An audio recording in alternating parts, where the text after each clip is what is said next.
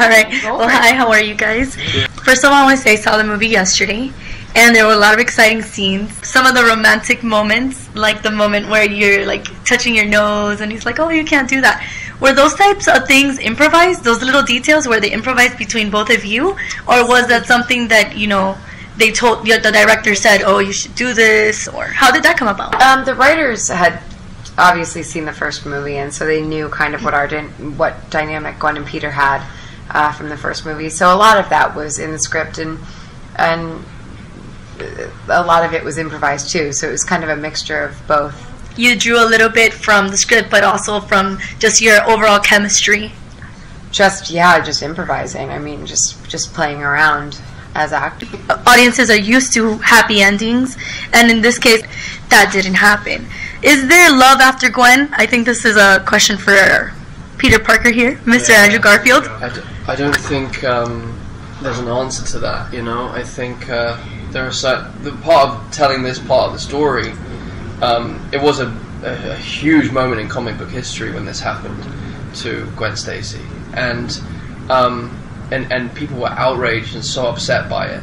And I think you have to honor the heaviness and the reality of what it's like to go through that kind of trauma for Peter to survive when his love doesn't. So the question, the answer is no. You know, until yes, if yes ever happens. But no. I mean, you have to honor what that trauma is. But the love, in the sense, does live on, because through Gwen, he's inspired to keep helping people and keep hope alive. Yeah. I think the legacy that Gwen leaves at such a tender age is a very wise, you know, human legacy of, well, correct me if I'm wrong, but give your gift to the world, live your destiny fully, and every moment treat it like it's the last. Know that things end, and know that time is precious, and so Gwen does live in Peter's heart and in his, you know, bloodstream. Dane, I know that you've been a villain before in other films. Is there something special about being a villain that maybe you like more than being the good guy? Well, you know, I've played a lot of varied kinds of roles in my career, and you know, like Cricket Pate, for instance.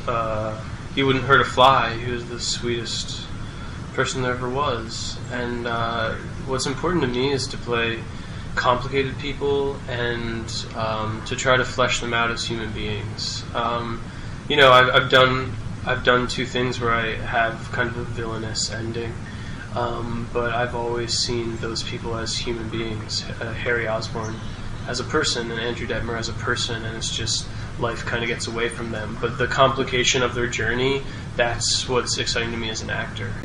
I think it's such a different experience than anything else that you'll make. It's so enormous. There's such a huge amount of people. The sets are huge. They recreated Times Square. It's just unlike anything else. So I think the sheer, you know, volume of all of it is pretty amazing. Peter Parker, Harry Osborn. You're gonna want to see this. Oscorp had you under surveillance. Why? Isn't that the question of the day?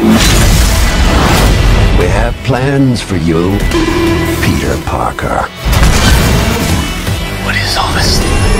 The future. We literally can change the world. Let's go catch a spider.